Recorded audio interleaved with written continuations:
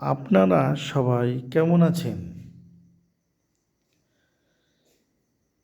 Present indefinite tense negative করতে গেলে নিয়ম হইবে প্রথমে সাবজেক্ট, তারপরে ডু নট অথবা ডাজ নট বসিবে, তারপরে মূল ভার্বের প্রেজেন্ট ফর্ম, তারপর বাক্যের অবশিষ্ট অংশ অর্থাৎ সেন্টেন্সের এক্সটেনশন বসিবে।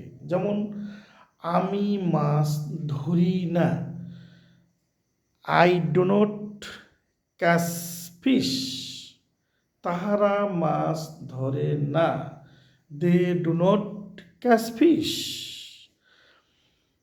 সাবজেক্ট যদি থার্ড পারসন সিঙ্গুলার নাম্বার হয় তাহলে সাবজেক্টের পর ডাজ নট বসিবে। যেমন করিম মাছ ধরে না, করিম ডাজ নট ক্যাচ ফিশ। ধন্যবাদ।